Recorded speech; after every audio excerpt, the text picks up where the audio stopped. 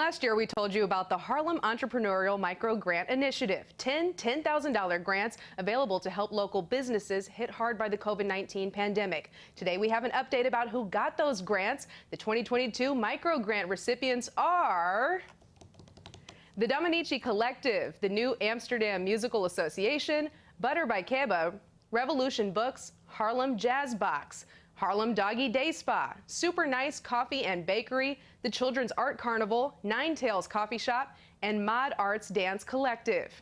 The Microgrant program is a joint effort sponsored by the 125th Street Business Improvement District, the Apollo Theater, and BET, a division of our parent company, Paramount. Janine Liebert, BET's Chief Social Impact and Communications Officer, joins me now with all the details. Welcome back, Janine. Thank you. Thank you so much for having me back. Well, this is the third year you've given these grants to Harlem businesses. You had about 100 applicants this year, but just 10 of them were selected as winners. So what about these companies stood out from the rest? Well, you know, we are first and foremost so happy to have partnered with the Harlem 125th Street Bid and the Apollo, who did this program for the first 2 years. And then when we brought the Soul Train Awards, we joined them for this third year. So we are so excited to build on the strength of what they've already started.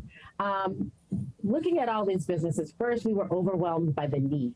It was so clear that there were so many businesses that were so hard hit. So it was really difficult to choose these amazing organizations. But what we really focused on was A, the impact of COVID, demonstrated impact. Two, them being employing community members in Harlem. And we really focused on those businesses that were making an impact on the community and were hiring people in the community. So that was a big focus for us. And then lastly, it was about the overarching impact that they can have in the future. So those are the main things that we looked at. So you call it a micro grant, but $10,000 can be a tremendous help to a small business. How are these entrepreneurs planning to use their winnings?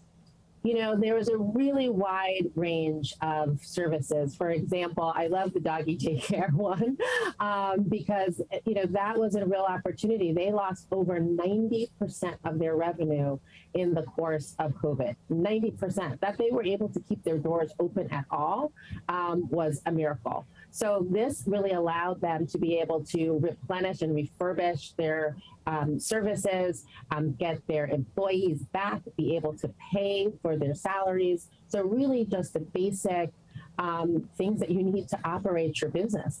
Revolutionary Books, I love what they offer in terms of the community service that they bring. We all know what's happening across the country in terms of books and what's available in schools.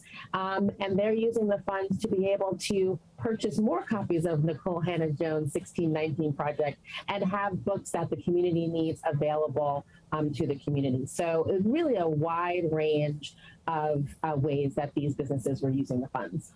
We actually profiled Harlem Doggy Day Spa back in 2019 before the pandemic, and we have some great video of the dogs happy being cared for. It did look very busy. So these winners are involved in everything from the arts to providing food for the community and obviously loving on our furry friends in Harlem. So, you know, what happens to the neighborhood as a whole as more of these grants are given out? You know, it's really a couple things. One, it is just that big warm hug. I spoke about that with Dana last time. Just really an opportunity for the community to know that businesses care, that and they understand what is needed.